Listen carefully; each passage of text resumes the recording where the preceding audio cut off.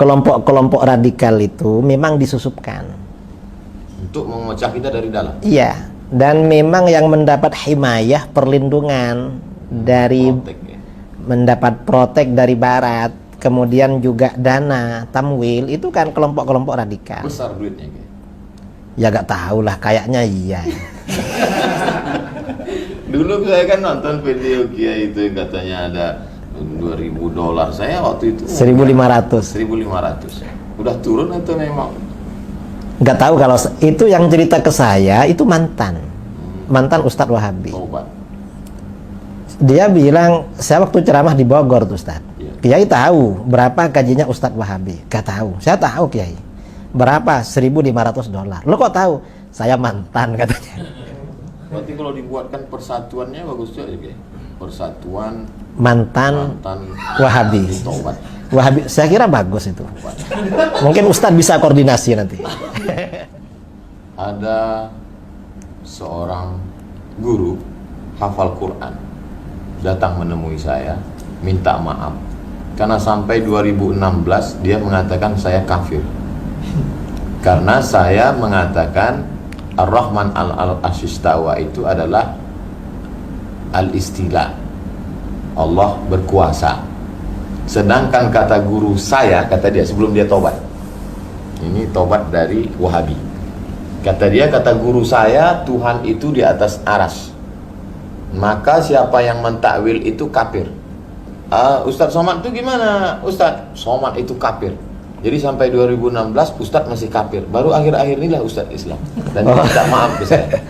Saya pikir begitu berbahaya. Tadi Kiai menjelaskan itu begitu simpelnya, sederhana. Tapi bagi masyarakat, berapa banyak Ustadz dan Kiai dikafirkan hanya karena mentakwil. Mereka harga mati bahwa Tuhan di atas aras. Siapa yang tidak menyebut itu kafir. Man lam yukafir Fahuwa kafir. Bagaimana bahayanya ini kepada umat?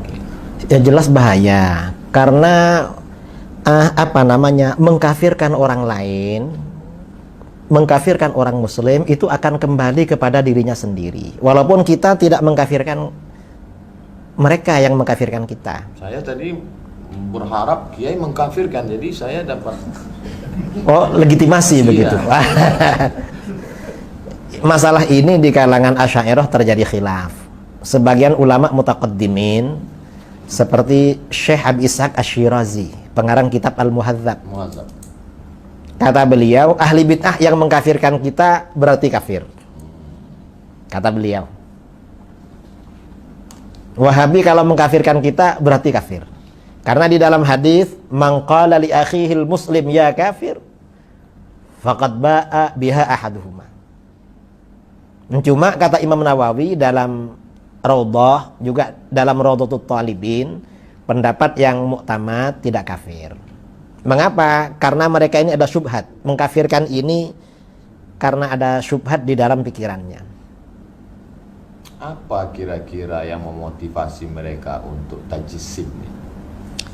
Yang memotivasi mereka ya kurang belajar. Nggak mau belajar. Tapi doktor. Ya dia doktor bidang apa Ustadz? Akidah di Madinah Al-Munawwarah. Lah terus akidahnya akidah apa doktornya? Masya Allah. Jazakumullah. Jamaah yang dimuliakan Allah dimanapun berada, sangat menarik.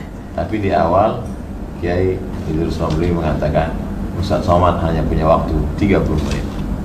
Dan saya dari tadi melihat dia bicara dengan beliau 30 menit seperti 3 menit. Begitu cepat. Saya yakin jamaah pasti tidak mau berhenti. Kiai, apa yang mesti dilakukan seorang ustadz ulama untuk meluruskan akidah umat? Saya kira memang pada zaman sekarang ini para asatid, para ulama, para kiai, para habaib itu memang harus gigih menjelaskan akidah Ahlus Sunnah wal Jamaah. Kemudian juga meluruskan syubhat-syubhat orang-orang yang menyimpang dari Ahlus Sunnah wal Jamaah. Termasuk tadi yang berkeyakinan Tuhan bersemayam di arasy, lalu pukul 3 pagi turun ke langit pertama.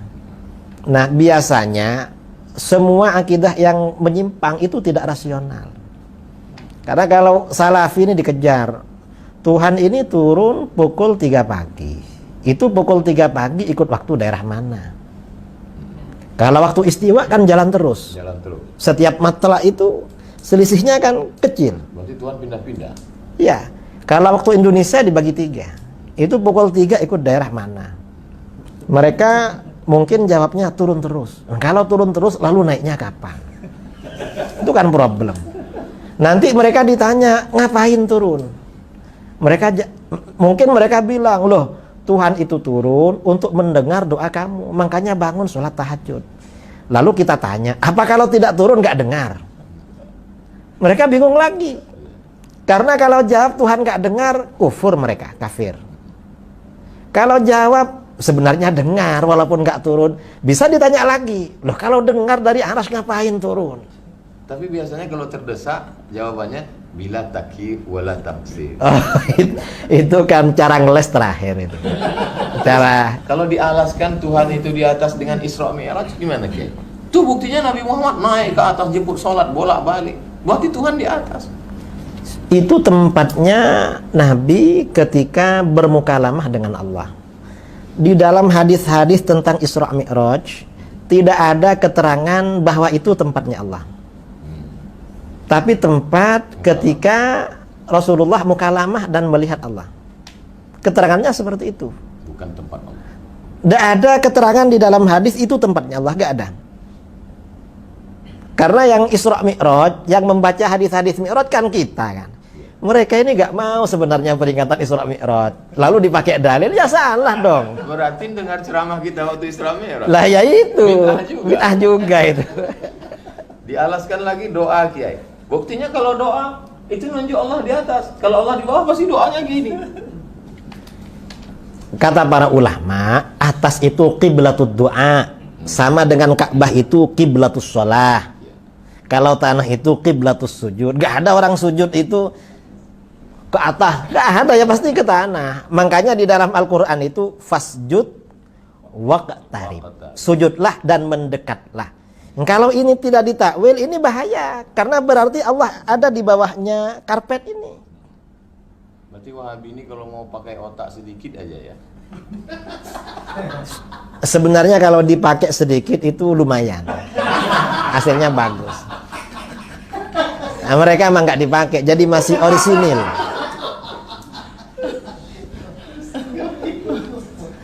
Jadi Kiai, bagaimana umat ini yang sedang perlu persatuan dalam bidang ekonomi, kita diserang babak belur dalam bidang politik, bagaimana komunis bangkit, tapi di dalam kita sedang dihancurkan barisan. Apa kira-kira mungkin nggak ini gerakan ini disusupkan untuk memecah umat Islam dari dalam? Itu jelas itu, bahwa memang kelompok-kelompok radikal itu memang disusupkan Untuk memecah kita dari dalam. iya, dan memang yang mendapat himayah, perlindungan dari Protek, ya. mendapat protek dari barat, kemudian juga dana tamwil, itu kan kelompok-kelompok radikal. Besar duitnya Kiai. Ya gak tahu lah, kayaknya iya. Dulu saya kan nonton video Kiai itu yang katanya ada $2.000. Saya waktu itu 1.500. 1.500. Udah turun atau memang? Gak tahu, kalau itu yang cerita ke saya itu mantan Ustadz Wahabi. Tobat. Dia bilang, saya waktu ceramah di Bogor tuh Ustadz, Iya. Kiai tahu berapa gajinya Ustadz Wahabi? Gak tahu. Saya tahu Kiai. Berapa? $1.500. Lo kok tahu? Saya mantan, katanya. Berarti kalau dibuatkan persatuannya bagus juga ya Kiai. Persatuan Mantan mantan Wahabi. tobat. Wahabi, saya kira bagus itu. Mungkin Ustadz bisa koordinasi nanti. Termasuk yang tadi yang minta maaf ke saya baru Islam 2016. Sebelum itu saya kafir, dikafirkan. Kalau berani mengkafirkan ustadz, maka tidak heran kita begitu di masjid menyalahkan apa segala macam. Atau akar radikal itu dari sini. Memang akar radikal dari situ Ustadz. Kan mereka memang kelompok radikal, kelompok orang-orang yang mudah mengkafirkan. Kata Imam Ghazali, itu latar belakangnya kurang pendidikan, kurang belajar. Tapi masyarakat mudah sekali terikut Kiai karena hafal Quran dari pintu bahasa Arab, kemudian gimana menyadarkan umat? Kalau masalah hafal Al-Quran, yang hafal Al-Quran itu bukan cuma orang Islam, hatta orang orientalis yang hafal tuh banyak. Kalau cuma hafal Al-Quran, orang orientalis kan yang hafal Quran kan banyak, Ustaz. Kemudian pakai nama-nama SMP Ibnu Katsir, pesantren Imam Syafi'i, SDIT Imam Nawawi. Itu gimana hukumnya? Pakai Syafi'i tapi nggak kunut subuh. Nah, itu namanya tipu-tipu, menipu namanya. Saya pernah ketemu Ustaz ya, di daerah kami bikin lembaga Imam Syafi'i, tapi yang diajarkan Wahabi. Saya tanya sama dia, kenapa pakai nama Imam Syafi'i? Kita ini kagum Kiai sama beliau, katanya. Nah, tapi Imam Syafi'i ini jadi merek, sudah jadi nama mazhab. Kamu menipu. Kamu ini sama dengan jualan sate. Ada orang jualan sate babi, tapi ditulis sate kambing. Begitu ditanya, loh ini kok ditulis sate kambing? Kan yang dijual babi. Kita ini kagum sama kambing. Mereka ini kayak begitulah. Saya kira seperti itu. Kenapa tidak Taimi? Kenapa Wahabi?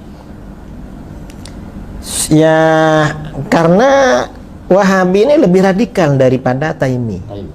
Iya. Dan Taimi ini kan setelah meninggal memang pemikirannya kan mati. Dihidupkan lagi oleh pendiri Wahabi ini. Dan nama ini juga dipakai oleh mereka kok. Ulama-ulama Wahabi di dalam kitab-kitabnya menyebut bahwa Wahabi ini merupakan anugerah dari Allah. Untuk membersihkan. Anugerah dan hadiah yang luhur. Cuma sekarang pengikutnya malu dengan nama Wahabi. Akhirnya pakai Salafi. Padahal gurunya bangga dengan nama Wahabi.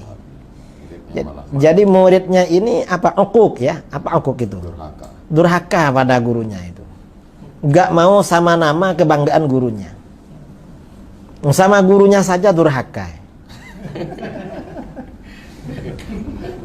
Masya Allah, tabarakallah.